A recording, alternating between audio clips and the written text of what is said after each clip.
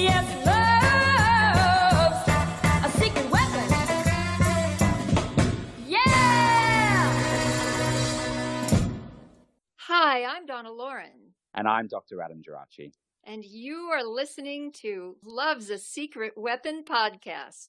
Chapter 20, Eloquent.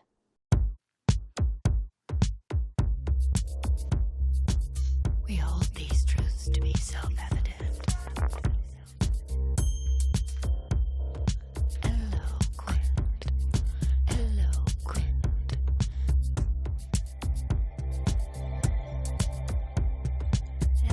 Eloquent, eloquent.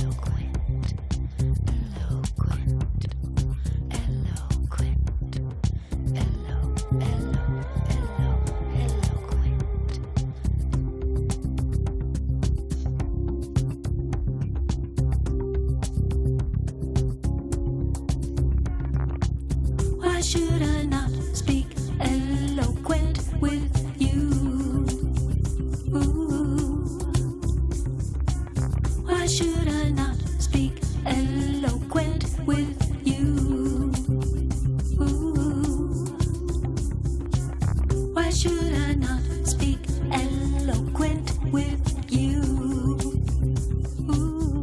Sugar mama, why should I not speak eloquent with you?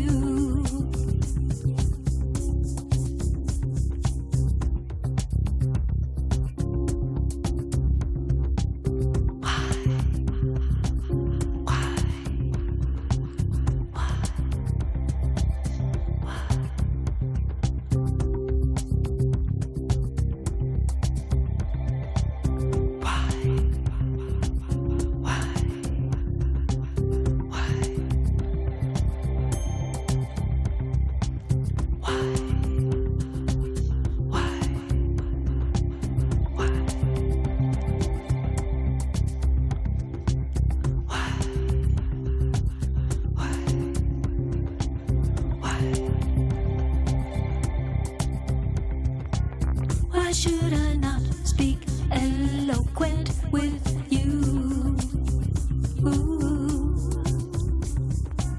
Why should I not speak eloquent with you?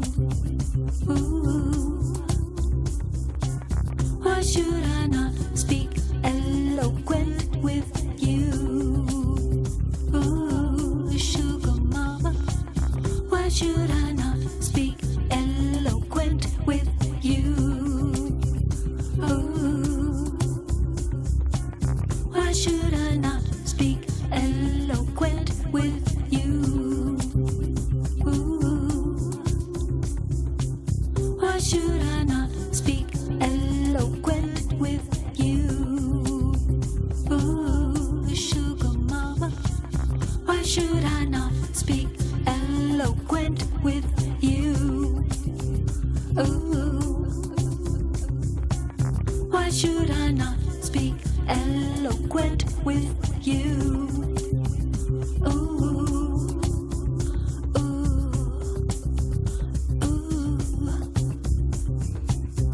I allow my full power of sexual principle to operate with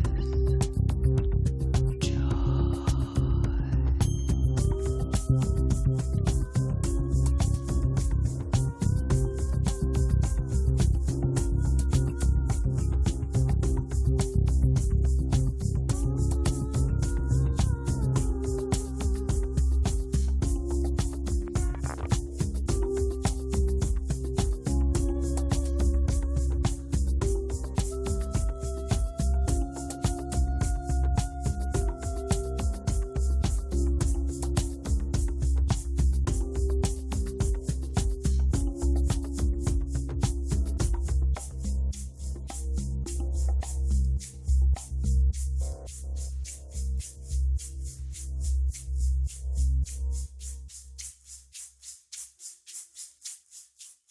I was never a moo-moo kind of girl. After I moved to Hawaii, I began searching for a kind of lifestyle wardrobe of what to wear.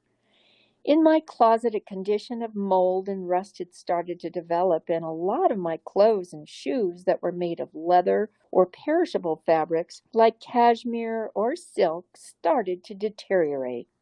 This is very common when people come from other climates and move to Hawaii, not realizing that you have to deal with very different environmental conditions. I went to a local boutique where I saw some lightweight hand-painted silk dresses. I thought that they would be very conducive to the environment I was in, and so I made some purchases. I was very curious about hand-painted silk and discovered that there were two women who had a studio named Kalalani about a quarter of a mile from where I lived. Once again, it was this fantastic kind of realization that living at the end of the road on a very obscure part of an island, one's destiny may be only a blink away.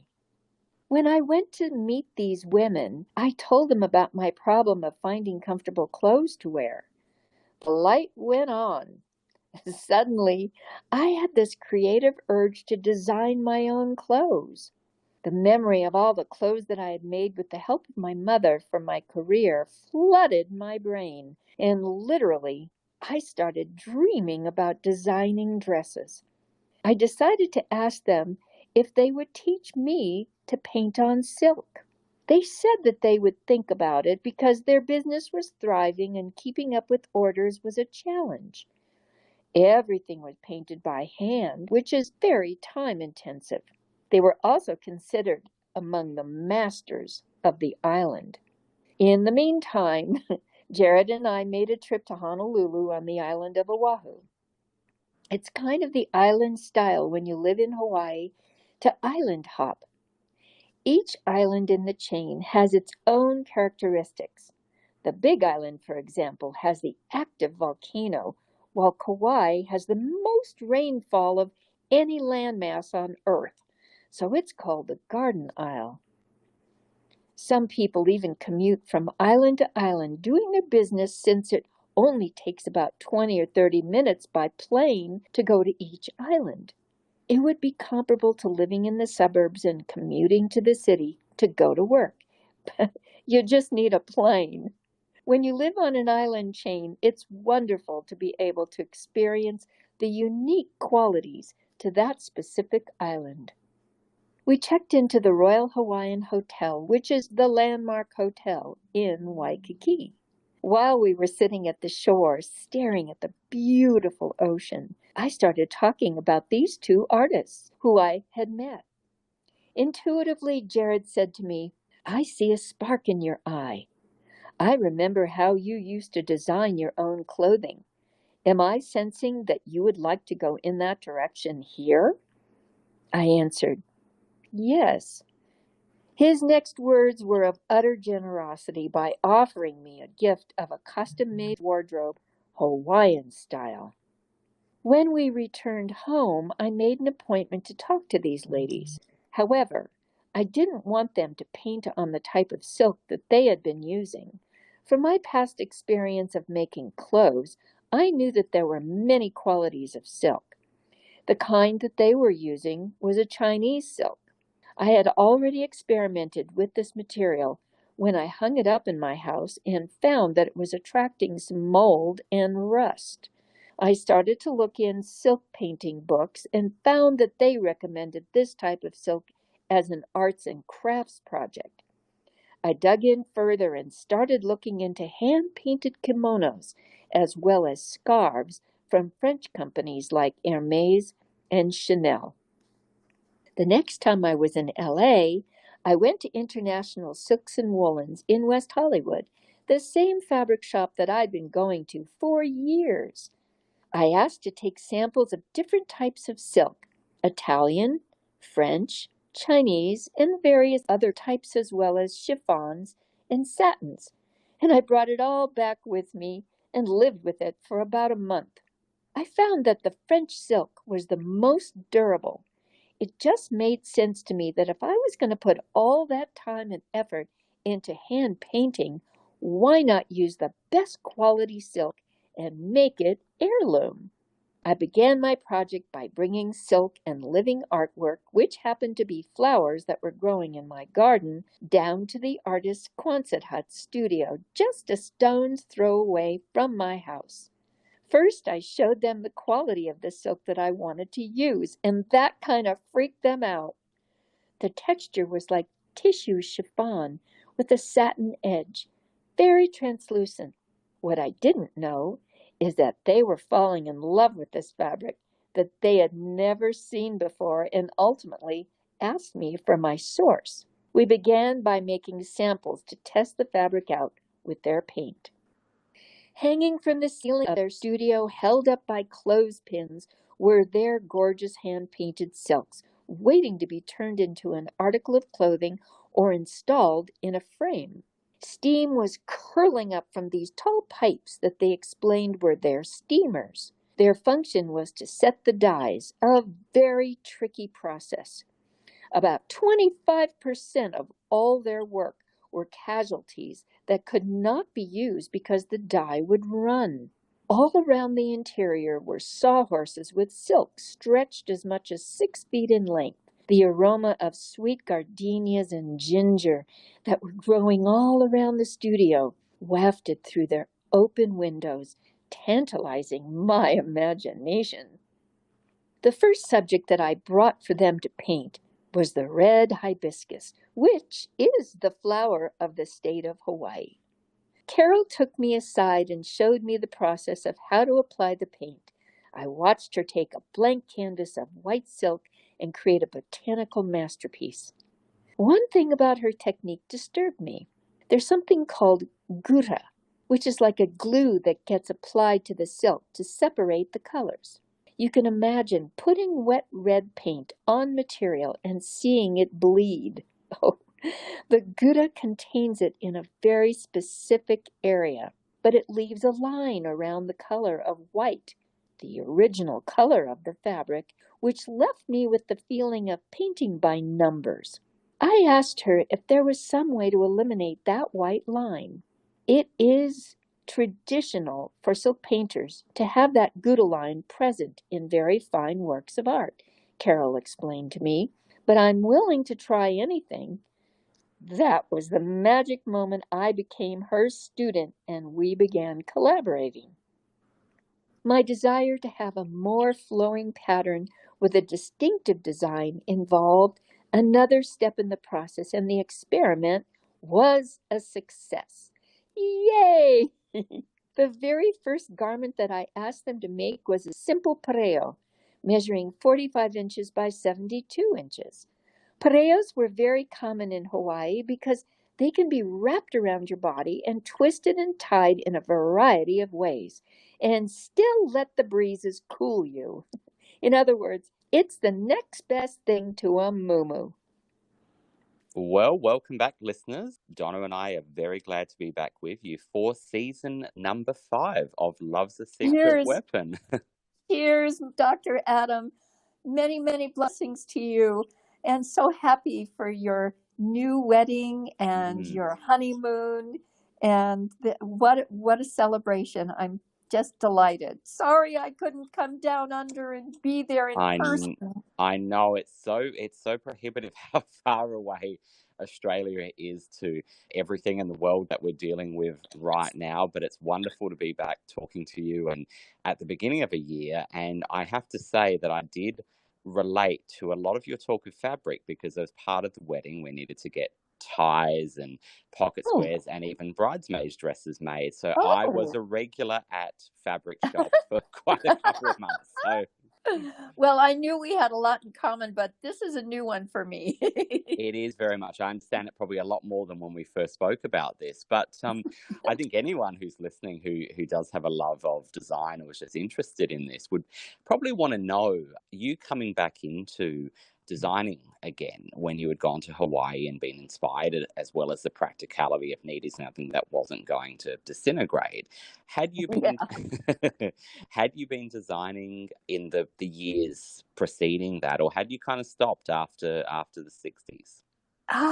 Good question. Well, there were probably occasions that I just got inspired and I felt like making something, and I had given my sewing machine away and Mm, decided to only sew by hand, mm, which was very time consuming but very meditative. mm, Um, and so I remember taking on a few projects after I got married, mm, in between babies, and then subsequently making baby clothes, making mm, my daughter's birthday dresses, and my son loved to dress up in different costumes. So for Halloween, I would make different things, and mm, even sometimes my mother would cooperate and do some of the machine sewing if I didn't mm, have time to do the whole thing by hand.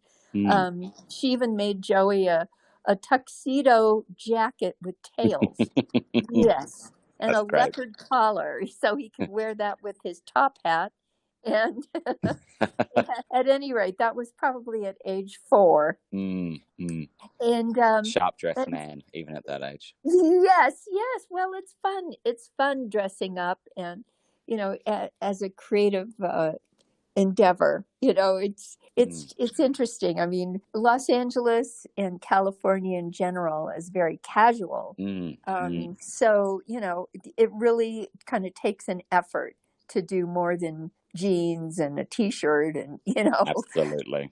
But actually, my interest continued sporadically through my first marriage Mm, and in between. And it became a meditation for me because secretly I knew that when I was sewing by hand mm, these garments that I would collect, I mean, not garments, fabrics that I would mm, collect, that if I was not so careful, my needle mm.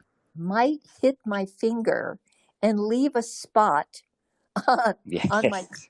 on my new little garment, which most likely could not be removed. So to prevent that, I just turned it into a real meditation. Mm, mm. And yeah, so I kept it up a bit, sporadically, with life that was kind of intermingling. Absolutely. And very, as you said, very labor intensive, but what a mindfulness exercise that your fear of ruining the garment makes you have to be in the present. And if you wait a little bit too far out, before you know it, Yeah, well, you're actually, I would call it more of a caution. yes.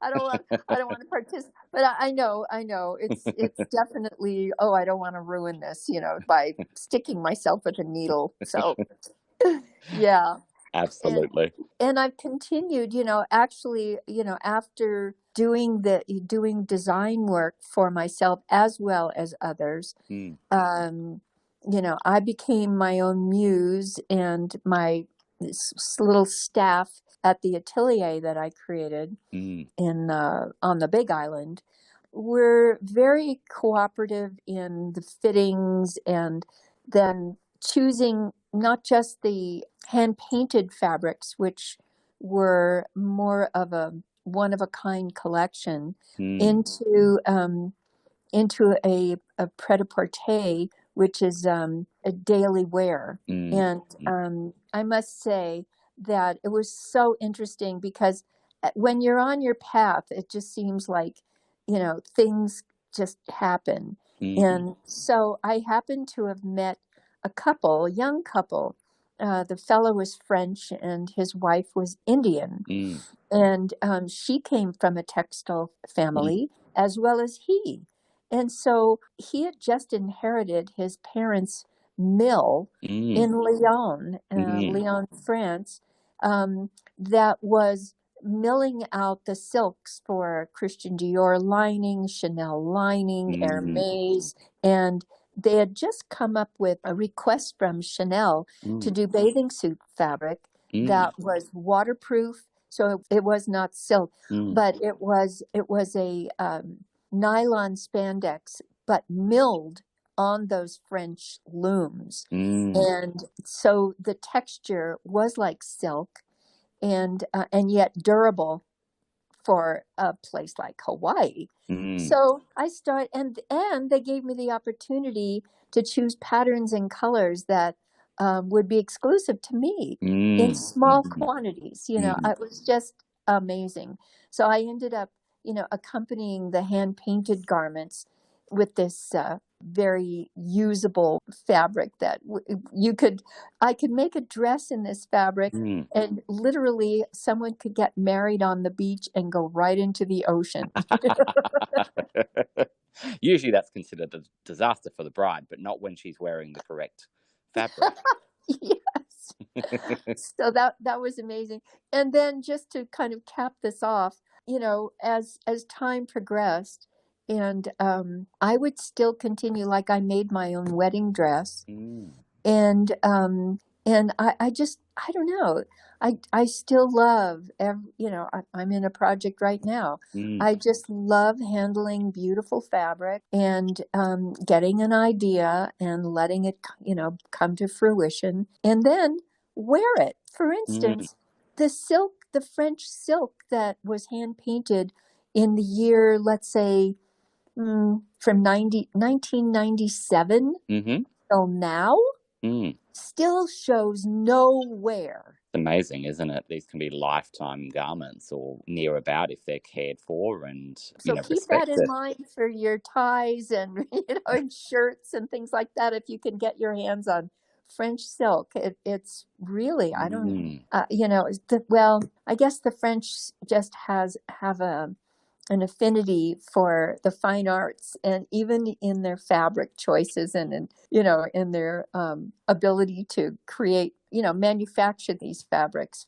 And did you once you'd started working with these two women, did that go on for quite a long time as you're sort of preempting, which we're going to talk about in future episodes, how you went further with all of this? But once you'd started working with them, was that a long-term thing? Actually, it's like taking an art class. This was kind of a private situation.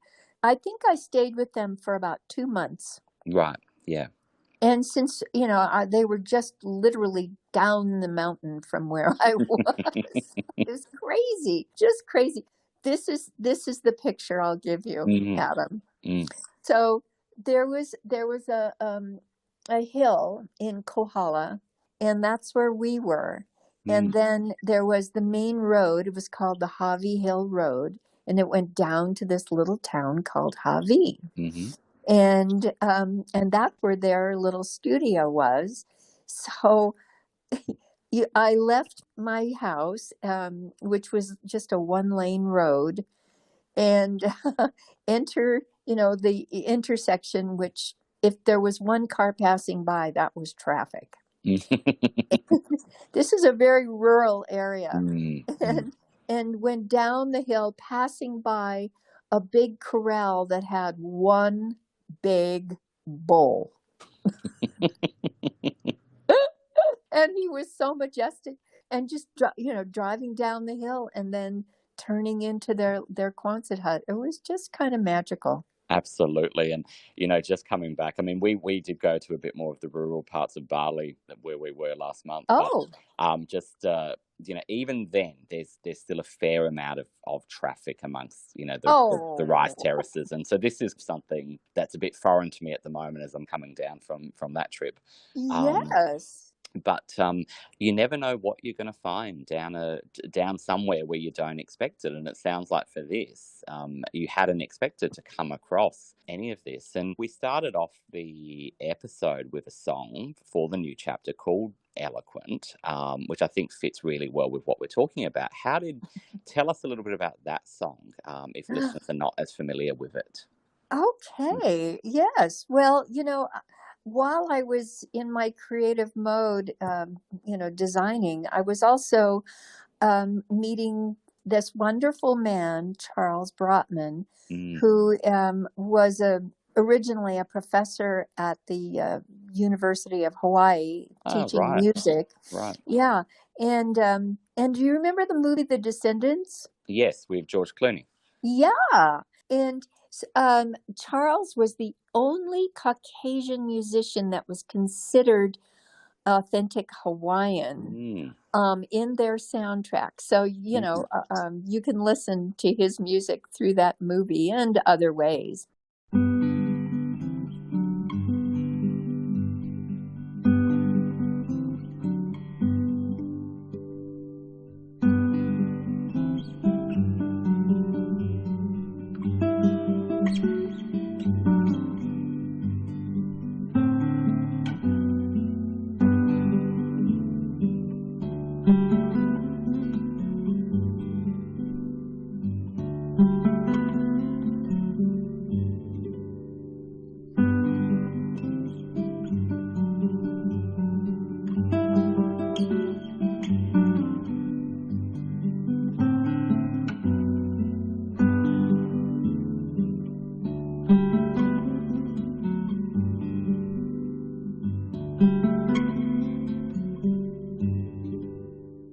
So he had his own studio, and I just started kind of collaborating with him a little bit on songs that were coming to me, and this was very different because it's, you know, it's more of how would you say that? More of a rhythm track, but just with the repetitive saying, you know, eloquence with a rhythm, and Charles helped me put that together.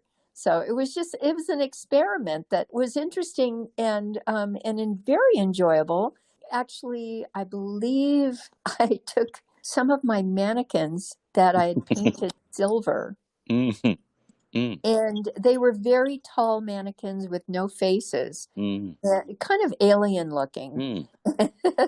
And they and I put them in a kind of a composite position, and someone photographed them for me, and that became kind of the little graphic to go with. Yeah, so that was kind of fun. It was all tied in together. It's because I'm interested in listeners. Please do let us know on Facebook or email us at podcast@donnaloren.net to let us know what you think of that song, because it is quite a different song. It's almost one you could imagine being in like a cocktail bar somewhere, like a very chic sort of cocktail bar. So and it's interesting to hear how that all came together with the mannequins. I thought you were going to say you set them up kind of as, you know, backup singers like the Blossoms or the. See, I needed you to enhance that. Yes. But no, that's great to hear. It seems like what we're talking about today and what's going to come across in the subsequent episodes is it's new creativity, that you've come to this place that was very alien to you when you first there you go you know, when you first arrived, and then finding, what do I want to do here, and with all this other personal change going on at the same time, that you were finding out, or you had found out so much about family, and you're in this new place and kind of primed to say, what do I want to do next? Well, the northernmost tip of the Big Island is a very creative energy, and there are vortexes of energy all over the planet. But Hawaii, the northernmost tip of the island, seems to have been very inspirational for me.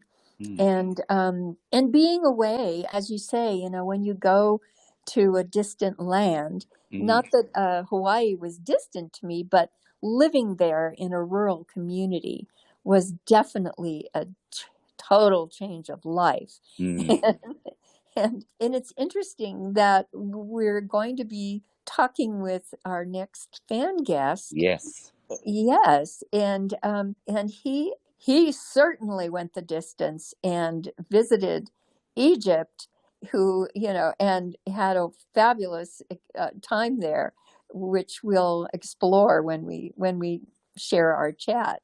Absolutely. When we go to our first chat for season 5 with David Crotty, who, as you said, talks to us about his travel, but also his work as a photographer, and some of your shared connections as well. So we enjoyed speaking with him. So shall we go and chat with David? That sounds perfect. Thank you, Adam. Happy New Year, everyone.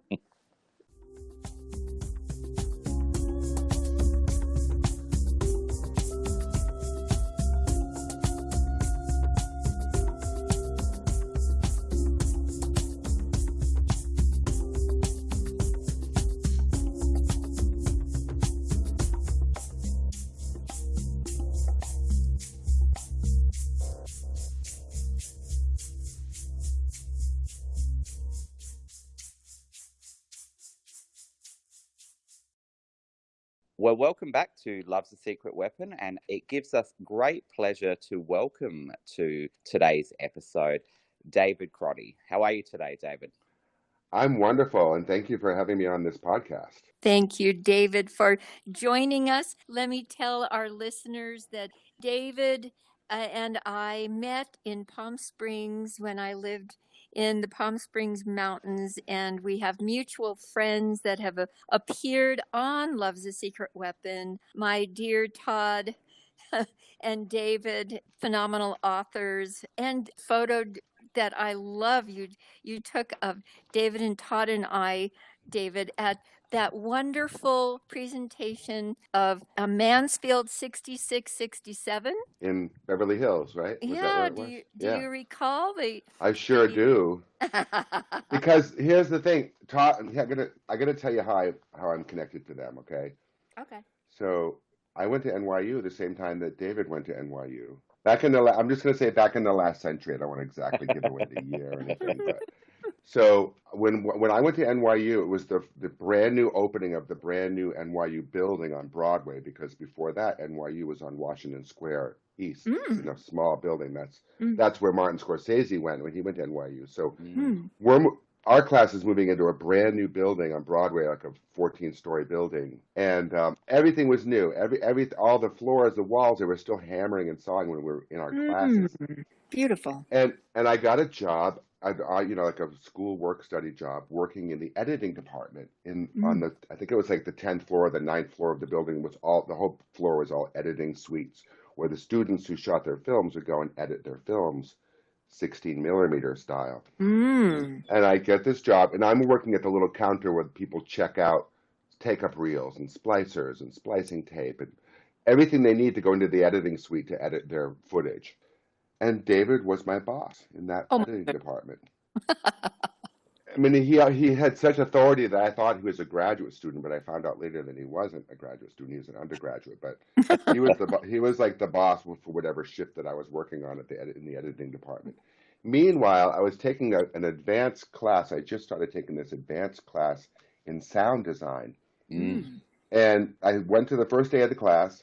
And I sat in the class, and the teacher, John Gurin, who was really cool, went up to the chalkboard and started writing scientific formulas on the board about ohms and decibels and sound waves and all that stuff. So by the end of the class, I just went up to him and I said, "Look, I'm really sorry I can't take this class because this stuff goes right over my head. I don't understand a thing you're saying. I would never pass a class. If I had a test on this, I would never be able to pass the test." So John Gurin said, "Well, listen, why don't you come by my office tomorrow and we'll talk about it." So I went to his office the next day and I said, "Well, here I am." I said, "I really want to take this class. I'll do anything. I will clean equipment. I will do, whatever." He said, "Okay, you're on." So I did. I was in the sound mixing suites, not taking stuff apart, but going over everything and cleaning them and everything. And so for that class, every student had to mix one film for the soundtrack. I ended up doing 5 films, and one of them was David Ebersol's movie Loverman. And so we spent a lot of time in the sound mixing booth together, David and I. And so when I listened to Todd and David's interview with you, Todd said that David made a film at NYU that won Best Film. That was the film that I did the sound mixing on. It was like a romantic movie.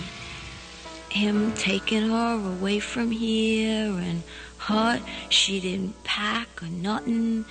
She didn't call nobody. No clothes, no money. I bet she didn't even know where she wanted him to take her.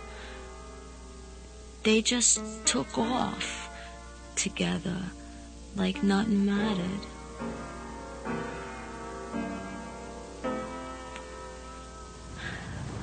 Well, I got me a wife and I got me a fiddle.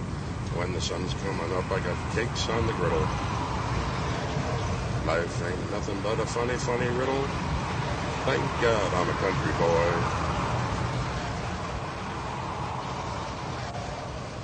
boy. Lover man, where can you be?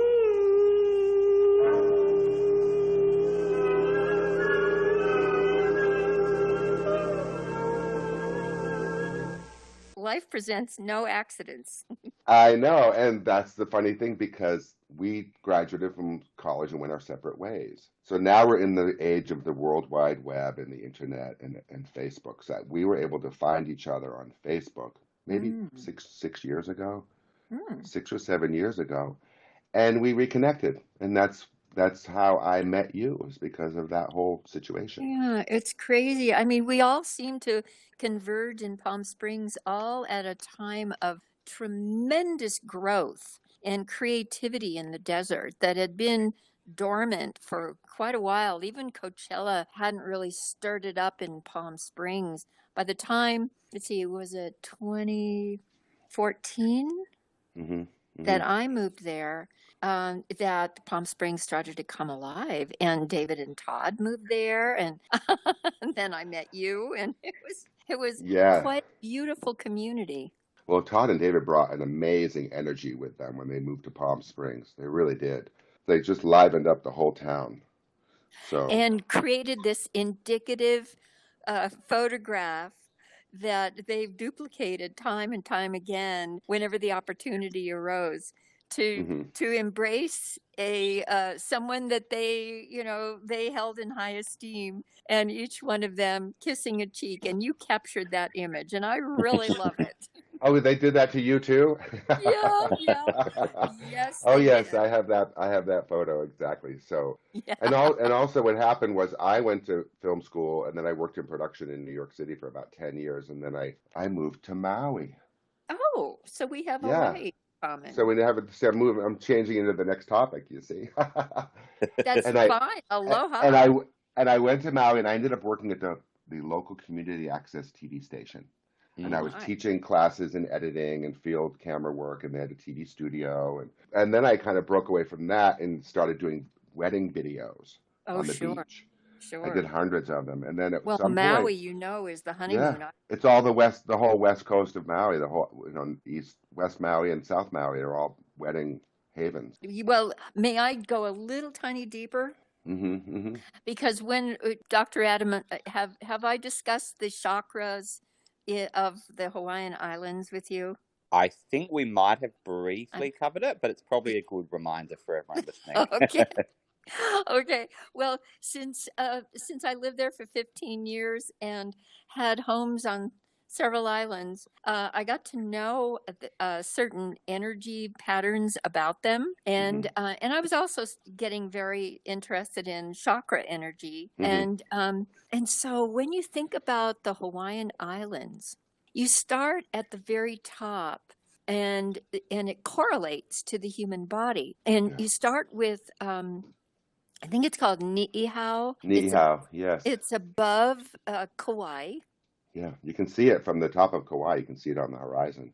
and that is related to your crown Yeah. chakra. Then you go to Kauai, which is the third eye. And so that's kind of like people that go to Kauai kind of have this third eye experience. It's a visualizing of life that opens them up to a whole new vision. Yeah. And then you go to, let me see, Kauai, and then I think you go to Lanai. Oahu. Oh, Oahu, excuse me, that's right. That's all right. That's okay. Thank you for correcting me. Mhm. Then you Please. go to Oahu, and Oahu goes to the throat chakra, which relates to the commerce and expression from your throat. Mhm. And then you go to Lanai, which is the heart. Then you go to Molokai, which is the solar plexus. And you go to Maui, which is the sexual reproduction. Oh my. And that's why they call it the honeymoon island. Mhm. And that's why David was so active in marriage wedding photos. Oh, Mhm. I wasn't sure where that was going. And then you Mhm. drop down to the big island, which is your root chakra, and that deals with security issues of all kinds. And Incredible. there you have it. It's so amazing that it lines up just like our bodies. I lived there for 12 years, so you beat me in that count. But I just And you stayed couldn't in believe. Maui for 12 years? Yeah, I did. I mean, of course, I would go out to all the other islands. Every time someone came to visit me, we would do like a 3 island, Mm. mini vacation all the time. So I know all the islands very well. Well, I have to say that through your photography, you definitely demonstrate the aloha spirit. Well, thank you. Well, and the funny thing was, I was doing wedding videos, and halfway through, be like maybe 5 years before I moved to the mainland, somebody asked me. One of the wedding coordinators said, Can you take photographs too?" And I said, "Sure." So I didn't really take photographs. So I borrowed a camera and took some pictures at a wedding, and they were fine. The Oh. pictures were fine. But then I ended up being a real jerk because I would be on the beach with my tripod and my video camera and a wireless microphone set up and a still camera. So that was like I was doing too much. I was just standing, like zooming in with the video camera to get the ring shot, and then zooming out and then getting the photograph and trying to cover it all at once. So that was silly. And then it just became more and more photography, Mm. I see. and that's how I ended up coming to LA. That's why I left Hawaii. And now you're in photography. Where did the art start? Was it I did a bit of research, so I think I've got this right. But was your father an artist as well? He was. Thank you for doing that research. That's very, very kind of you. My father was an amazing painter, an amazing artist, and they bought an old farmhouse in Maine in 1965, and Oh. they completely turned the barn into a very chic art gallery. Mm. And this is 1966, and so everybody was coming. The Wyatts were coming. The governor of Maine. They're all coming to this gallery that my parents Mm. ran. Fantastic. And as my father being a painter as well, the gallery also represented in the past, so many years, maybe 40 artists. Mm. So I grew up with art. I grew up with it. I had no choice. Like on wintry days in Maine, because that's where I grew up in Maine. On wintry days or rainy days, we would always be at the kitchen table with paper and pencils and watercolors and magic markers and things.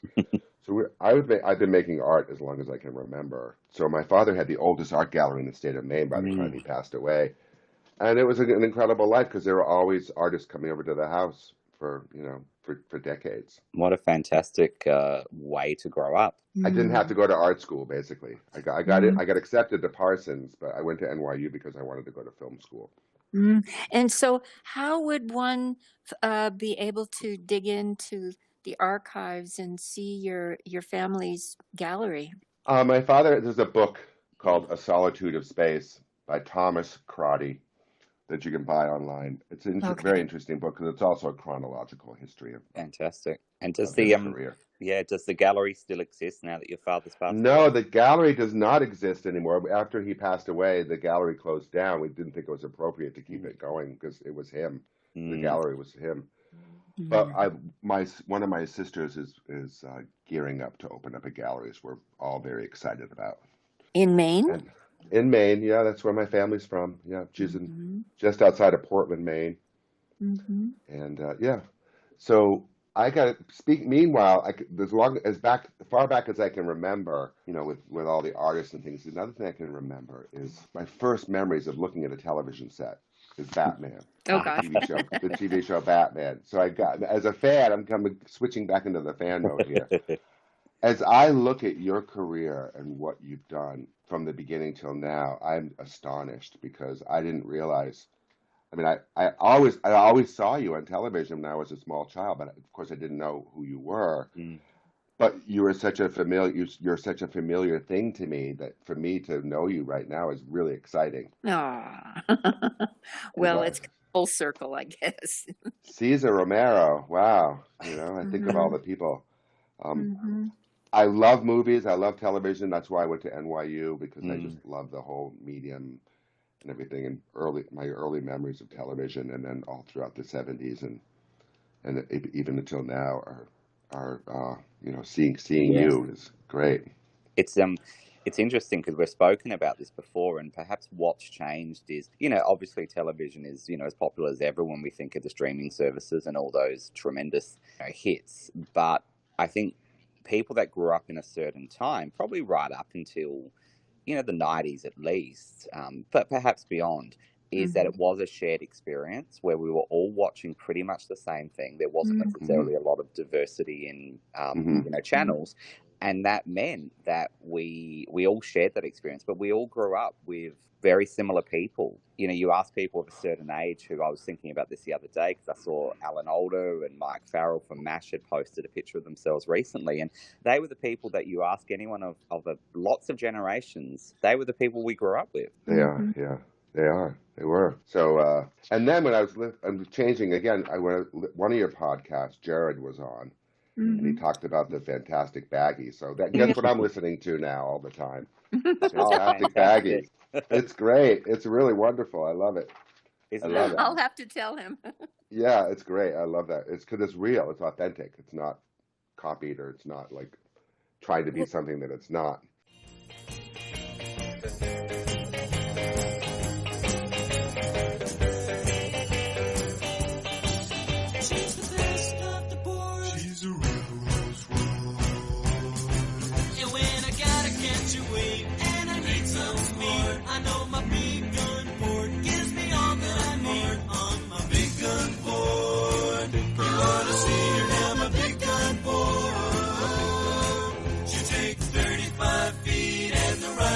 Sweet, I'm a big gun boy.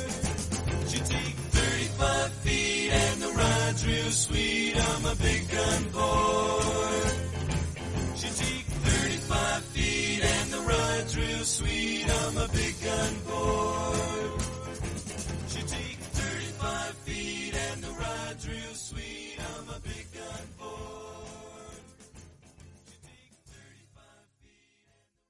Yeah, I mean, they were top musicians, and well, you know, I mean, I'm sure Brian Wilson used the same musicians basically that Jared and his best friend Phil Sloan used in the studio. So you had that, plus you had just that whole California scene, which is it's great, so different than anywhere in the world. Basically, I mean, there's surf in Australia.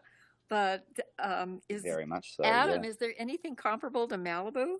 I wouldn't think. No. I mean, we have some of the most fantastic beaches, but I think that's just a whole cultural experience as well. I mean, that being said, I didn't experience the beaches here in the 60s, where I'm sure there was something going on, but yeah, probably nothing like that. Although anyone listening from Australia, correct me if you don't agree with that, because I'm probably going to get dragged for saying that the beaches here are I'm sure there were lots of bikinis on the Australian beaches, and of course in Hawaii as well.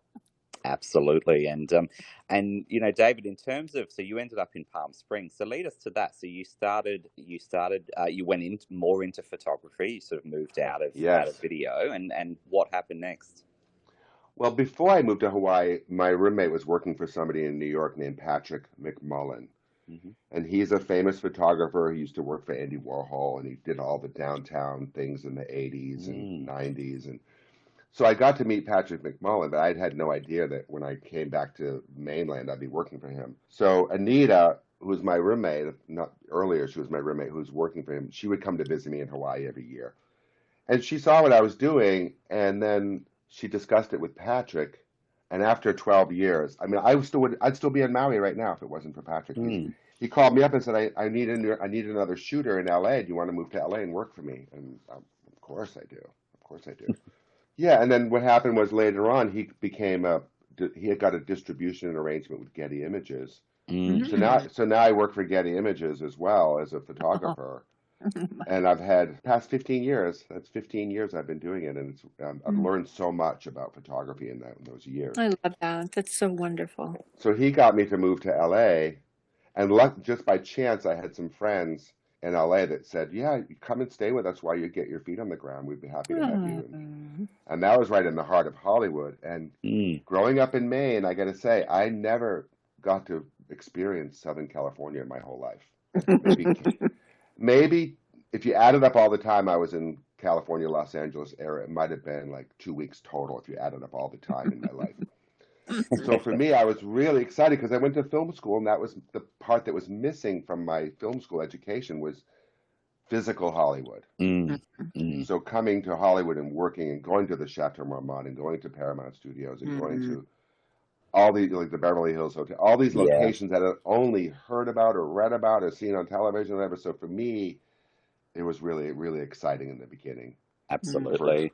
First couple of years I was working for Patrick, and I had my condo in Hawaii. I was like renting it out, and I had some friends in Palm Springs that I would come and visit on the weekends, and once a month or whatever. So when I sold my condo in Maui, I decided that it would be much nicer to invest in Palm Springs rather than something in LA or the Valley or whatever. Yeah. And tell us a little bit about your work with Patrick at that time. I literally, the last week I was in Maui, I was standing on the beach, watching the sun go down. It was a beautiful sunset with a wonderful couple and the minister. And I'm thinking to myself, this is my office. This is crazy. You know, I wasn't sad. I don't reminisce. I don't get, sad about the past and wish I was someplace that I'm not there anymore. But I went from that wedding, and literally about 10 days later, I'm at the red carpet at the Emmy Awards downtown Los Angeles. For me, it was a huge shock. And when I was in Hawaii doing the weddings on the beach, I could just set that Canon camera in automatic mode and put a flash on the camera. And the pictures were always going to be beautiful no matter what. So then the learning process started when I moved to California, because I could no longer keep my camera in automatic mode. I had to learn all the manual settings of my camera. And that was a learning curve for me. So there I was in Hollywood doing red carpets for everything. The movie premiere, private parties, because Patrick is so influential. I would do a private party at Irwin Winkler's house, and Diane Keaton would be there, and Jeff Bridges and Wolfgang Puck would come out of the kitchen because he was catering the event.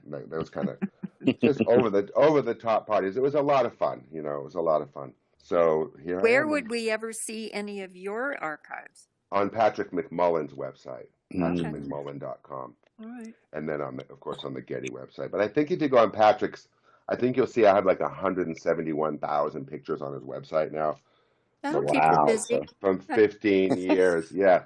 And that's how I met you, was at that event, because I was actually shooting that event for Getty Images and for Patrick McMullan, because I told David and Todd, I just said, I'll shoot anything for you for Getty Images. Just let me know what it is and what time to be there, and I'll do it for you. And that's kind of what I did. Oh, cool.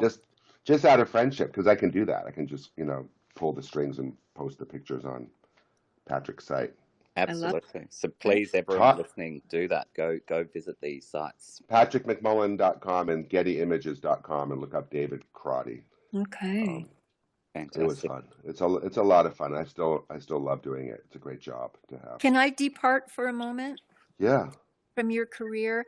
Because when was it a year ago or more that you decided to take a very adventurous trip to Egypt? That was this past January and February. That's amazing. You were traveling during the pandemic. Well, here's the thing. I had gotten my vaccinations and my first booster by November. And on everybody went to Kelly McQuinn's birthday party, okay? And we all went to her birthday party. Todd and David were there, and like maybe 15 people were at this birthday party. The day before New Year's Eve, 9 people at that party got COVID. Oh, no. Yeah. And I was leaving on January 20th to go on my trip. So here it is. I found out on January 1st that I have COVID. Oh. And my flight was on the 20th. I had 19 days to worry and hope that I would get over it and test negative finally. And I had no symptoms. I was lucky. I had no symptoms. I just had a little bit of a nasal congestion, and that was it. I had no temperature or nothing. So I was really lucky in that respect. So when I did go to Egypt, I felt really good because I'd just gotten over COVID. So I felt very safe to go. And believe it or not, I went with a friend of mine. We hired a guide to be with us everywhere we went. And because of COVID, there were no tourists there. It was amazing. There were no crowds, no lines. Every time we got on a little riverboat, we were the only people on that boat. Well, this is a little off the beaten track, but I feel like you're Lawrence of Arabia in Egypt. I got pictures. Believe me, I have Lawrence of Arabia pictures from the Great Pyramids. I do. I'm glad you're saying that. Will you please send us one of those? I will be happy to. Yeah, you're going to laugh. Marvelous. When we got to the pyramids, a little buggy driver took me and the guide around to the other side of the pyramids, kind of far away. And he took my baseball cap off, wrapped a turban around my head, and stole my camera away from me. It took all these great pictures of me just standing there in front of the Great Pyramids with a turban on my head. So there's the Lawrence of Arabia. I'll show Phenomenal. you.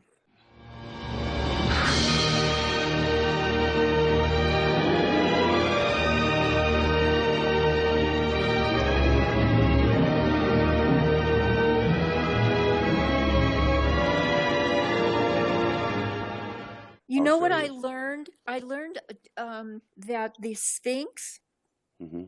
was built around 10 or 12,000 years ago Yeah, yeah. when the epoch of Leo was in position for more than 2,000 years. Yeah. And during that time, the Sphinx, which is a lion, is Mhm. facing Leo directly Ah, I see. opposite, Yeah, And yeah. just It was which is incredible. why they could date the Sphinx Hmm. correctly, not Hmm. just like, okay, Egypt 4,000, 6,000, whatever years ago. That's twice that much, twice that. Yeah. just thinking about the world during that time and the fact that you could experience something like that where, there were virtually no tourists. I mean, when in recent times has that ever happened that you'd be able to do that? Yeah, I felt bad for the Egyptians because their Yeah. economy was hit really hard because it's a real Egypt. Other than the rest of the Middle East, Egypt is a very tourist-based economy. Like on our riverboat, the cruise that we took, it's a small boat, like 3 floors, and there were 50 cabins, very small cabins. Only 19 of those cabins were occupied on that Wow. cruise. Yeah. And three of them were us because I don't want to share a room with somebody. So we had No each had our own kidding. room. No. You know. So But then, that's again, that's like Death of the Nile, right? Death on the Nile. that was a Nile cruise. It was incredible. It was incredible. It was the best vacation I've ever had because we had the guide with us. It was just the 3 of us. Now, wait a minute. So while you had the turban Mhm. standing by a pyramid, where did you travel mentally? I mean, where did you go? I mean, who were you then in that moment? Okay, it was 8 o'clock in the morning when we went there, and our hotel was right at the bottom of the Giza Plateau, right next to the pyramids. It's called the Mina House. It's a historic hotel. So we go there at 8 o'clock in the morning, and there were these little beautiful clouds. Like I'm all about the light. I'm all about light. So it wasn't just a solid sunlit view of the pyramids. It was these changing clouds that kept going in front of the sun, making these spots all over the place. I just didn't know where I was. I was just like floating in the air. It was amazing. I was completely transfixed or transformed, or what is the word? I couldn't believe what I was looking at. I couldn't believe it because of the light. I think the light was the most powerful thing about it. It was incredible. And how did you choose Egypt? I'd always wanted to go to Egypt my whole life. I was saving my pandemic money. Okay? Because I have a very low overhead in my condo here where I live, so I'm really fortunate. But I was getting the money and I needed it. I wasn't working, so it was like legitimate. I wasn't cheating anybody or stealing anything. But again, my overhead is very low, and I saved up the money, and I called my friend Lorette, who I've been friends with her for over 40 years, and we've always talked about going to Egypt. And I called her up and I said, I'm going to tell you what we're going to do, Lorette, and you're not going to say no. You're going to just go along with it. And as soon as Todd and David found out, they said, "Guess what? We have a guide for you. We were at the Cairo Film Festival in 2019, and we wanted to go buy some caftans, and we got this guide, and he's amazing." So they got me in touch with this guy. They are well. And he made all these itineraries for me, and we worked together. We narrowed it down to what we really wanted to do, and we went over there, and he made the trip unbelievable. Fantastic. Was there much in terms of, besides the sightseeing, in terms of experiencing the culture, or were people pretty shut in at that point? Everybody was out and about. A lot of people were wearing masks, like in the downtown Cairo, and I think we had to wear a mask on every flight that we took because we had to fly from Cairo to Aswan and then from Karnak back to Cairo. So we took a few little flights, but everybody wore a mask. I didn't feel there's any danger. I think the people in Egypt are the most kind, wonderful, very warm people. And Nash was the best. I don't know how to promote him, but it's Nash.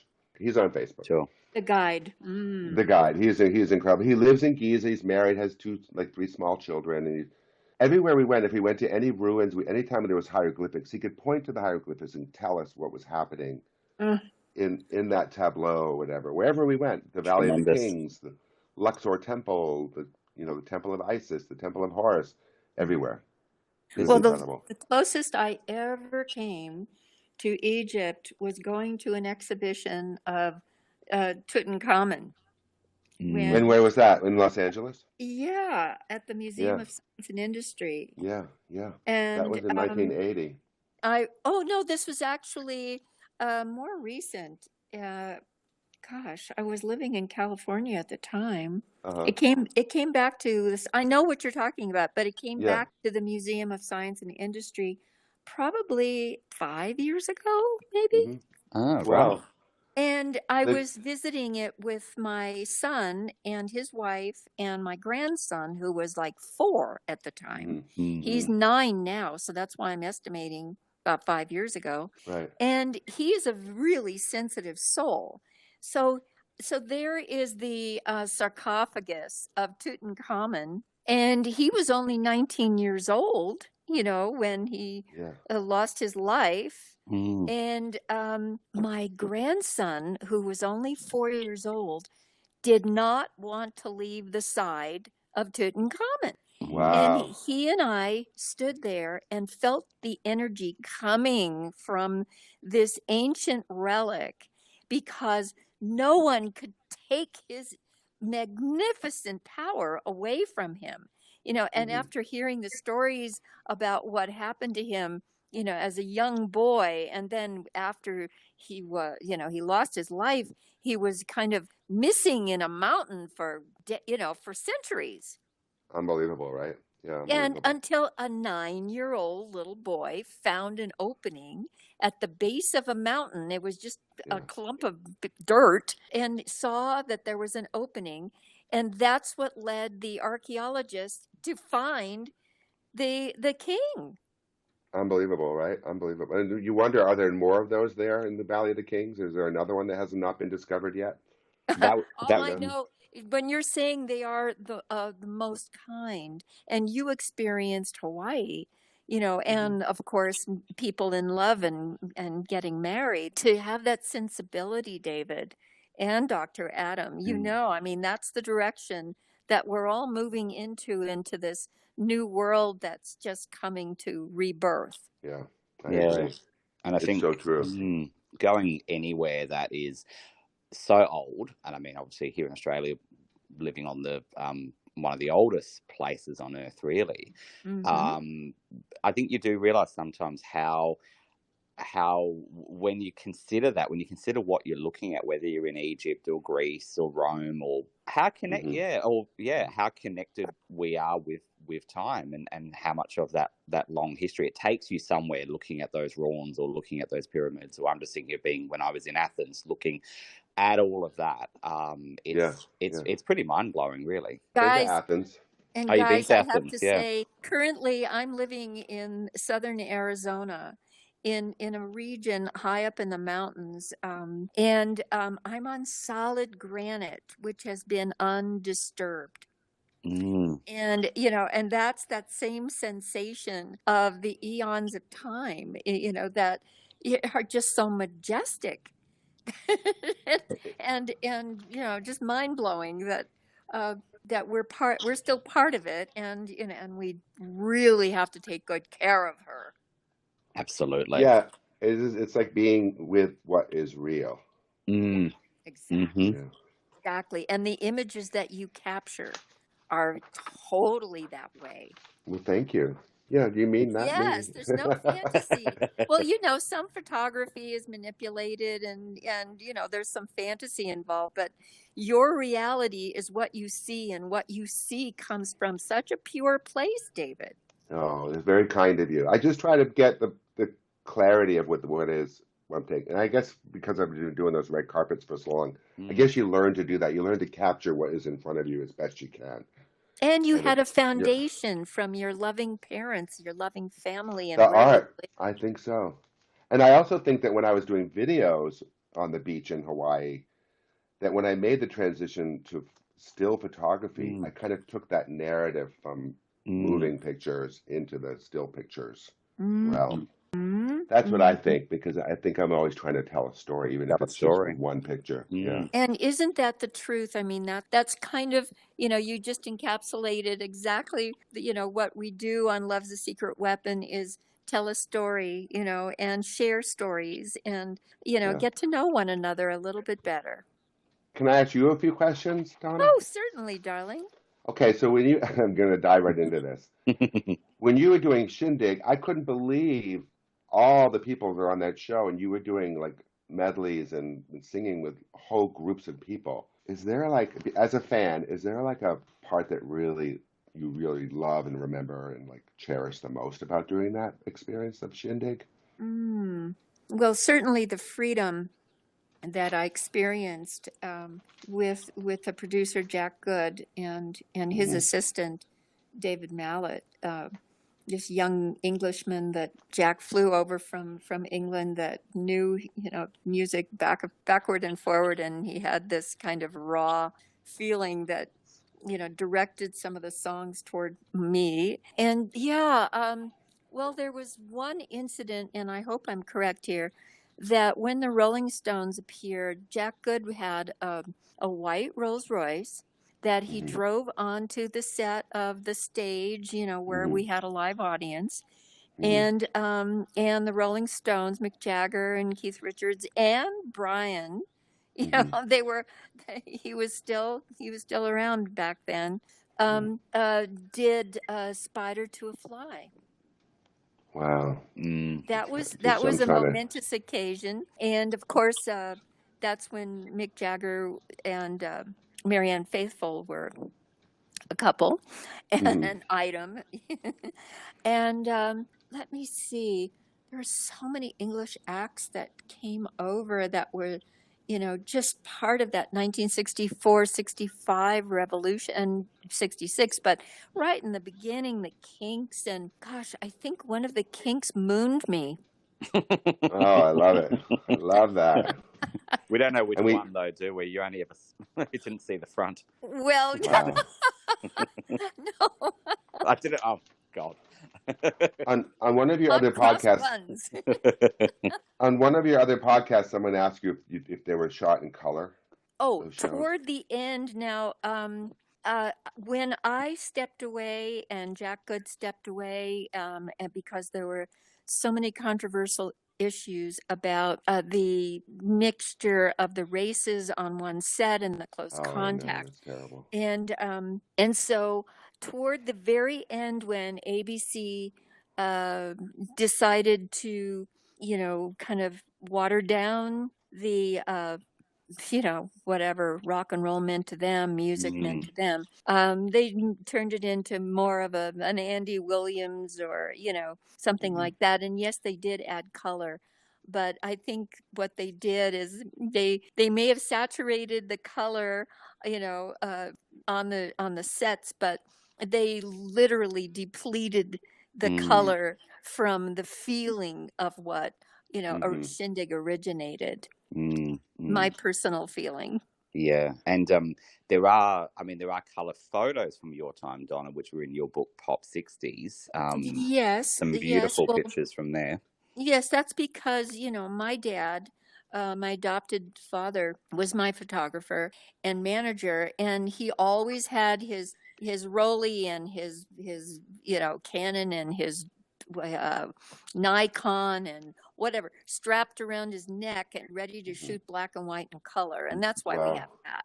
Yeah, it's hard to do. Let me tell you, I know that's hard to do, to try to do both. Okay, now another question for you. I watched Two for a Penny. I watched the whole pilot episode. Oh, thank you.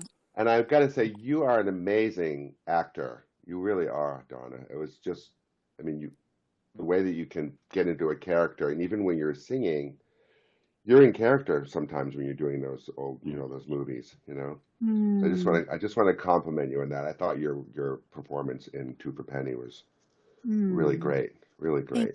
Thank you so much. Yeah. Well, I was surrounded by a whole host of pros, and I was in love with the movie Love's a Proper Stranger, which was adapted for television by the original screenwriter.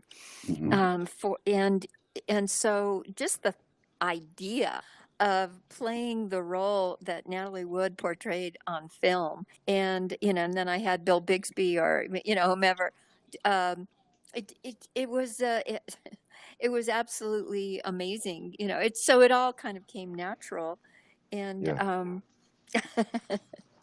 It was. and it was a very interesting time because I just fit into an era of that civil rights movement where people were still so conflicted, as many are still, about this concept of we are all one. And We are.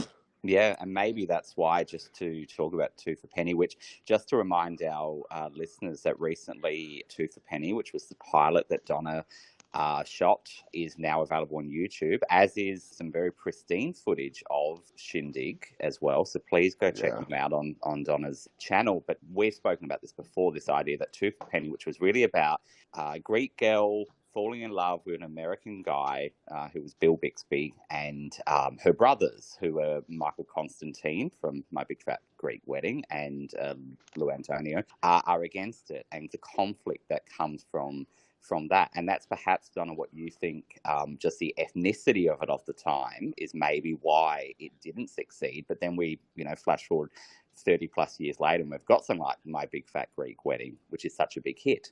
And a comedy, and it's a comedy. And a comedy, yeah. So Tooth a Penny is a comedy in many ways. Do you agree, or? Oh, definitely. It was. Yeah. It was done as a. Oh gosh, I can't even think of the terminology, but kind of tongue in cheek. In terms of conflicts in family and overprotectiveness and all of that and all these stereotypes, but the idea that America 50 years ago was seen as a prototypical white Christian country. I just read a statistic. I think 90% of the population supposedly fit that category.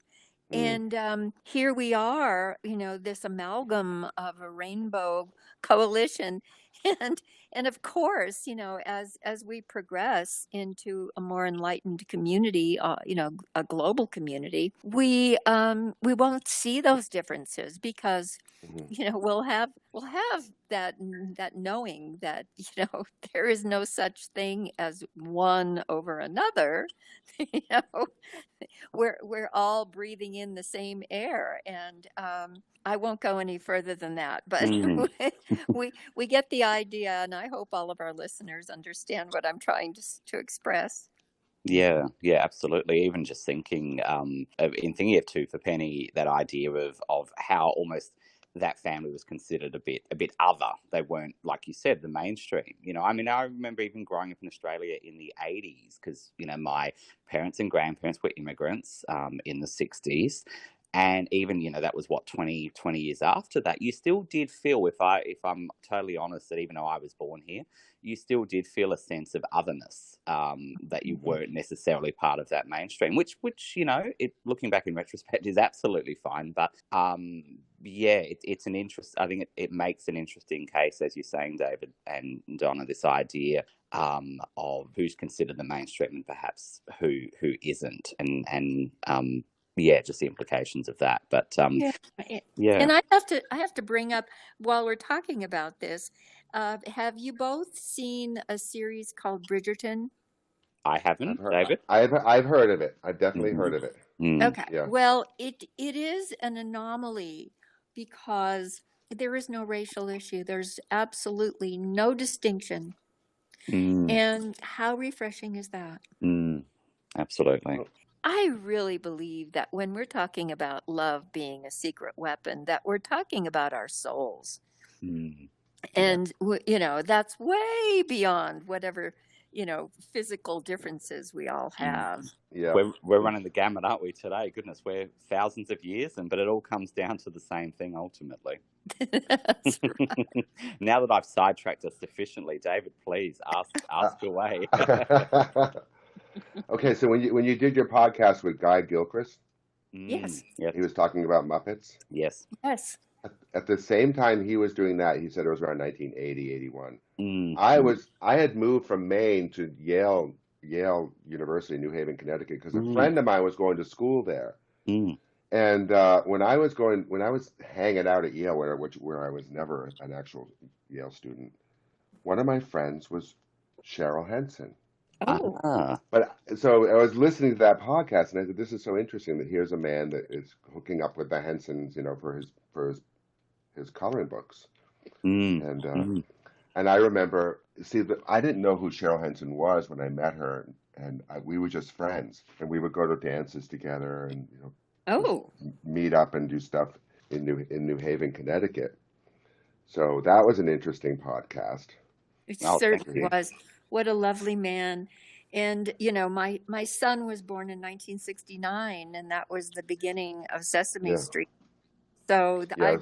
literally raised him on Oscar, and Grover, Oh, Oscar, Grover. all of, Grover's my and Big favorite. Bird, me too. I love and Grover. Snuffleupagus, and of course Kermit. And I have to say that suddenly the character Elmo has surpassed Miss Piggy and Kermit and Big Bird. For us, that's hard to accept, isn't it? For us, It is It's very a- much, isn't it? It's Yeah. amazing. I just received a photo. My son's on tour right now, and my grandson, who's now 9, I've mentioned, likes to draw, and so occasionally he'll send me a drawing, and I like to transfer it onto a T-shirt for him, so he can wear his own artwork. And the most recent one is a very cut, muscular Elmo. really, that's so funny. Everyone's on a health No. kick these days, Yeah, exactly. Wow. Yeah, So so I'm- Guy, he's a lovely man, and so incredibly generous, and so very talented. And I think he did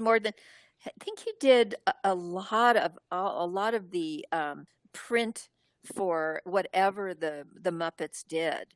Fraggle Rock and Muppet Babies. I mean, a whole range. And the of stuff. movies too, like the Dark Crystal. Yes. I think he said that too. Yeah, Yeah, that's great. absolutely. So now I have another question, Donna. All right. What was it like when Todd and David asked you to do The Devil Made Her Do It for the Jane Mansfield movie? What was that like? Oh, can I just start from the very beginning? Well, at the time, I was friends with one of the Supremes, Mary Wilson. Mhm. And she was coming to Palm Springs. Then our mutual friend, Mary, and my mutual friend, Darlene Love, was starting to work with little Steven from Bruce Springsteen. Mm. And little Steven produced an album for Darlene, and they were going to premiere it at the Whiskey.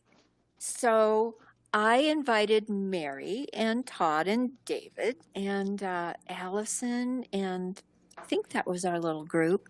Mhm. And we started out at the Polo Lounge. We all met at the Beverly Hills Hotel, which you know very well. And we sat around a big table at the Polo Lounge, and David ordered oysters. And we were chatting about the evening to come. And Todd immediately, he brought up the film, and he said to me in front of everyone, "And Donna, we want you to sing the theme song to open the film." And Mary said, "What about me?" Oh, wow. Wow. And that was such a funny moment. And Todd said, "No. This is for Donna." And it was just such a sweet moment for Todd and I, and of course David and all of us. Mary, of course, understood, and then that was the beginning. And then I have a friend who has a studio in Silver Lake, and so that's where I went to do the vocal when Todd and David were in Kent in England making the film and doing the soundtrack. So they were on Skype producing, David was giving me some direction while I was doing my takes of the song. I usually don't need more than 1 or 2 takes, but for this particular situation, I ended up doing probably half a dozen takes till David was satisfied. Had you ever done that? Have you ever done something like that before, where you're not all present together? Yes, on my album "Love It Away" is the first time in 2009 when I was still living in Hawaii. Wow. I had a relationship with the same studio in Silver Lake as well as a studio on the Big Island, Charles Brotman, and that's we coordinated making the album that way. Wow, I think that's crazy. It's a great. You really sort of set up the whole like beach blanket genre for the film with that, and it gets the whole thing going. For that element or that aspect of the film, you did. Thank you. It was really wonderful. Well, my love, I appreciate your time. We both do. And it's so wonderful to convene together on this occasion. And thank you so much, David, for sharing your life with us and with all our listeners. I do look forward to seeing you soon one day. And I when hope you come to Palm Springs. Thank you. Thank you. We will definitely. Thank you very much. We will definitely see each other and make cheers. I'm honored. Thank you so much for having me. Many blessings to you, David. Thank you. You too. Lots of love. Bye-bye. Bye, dear.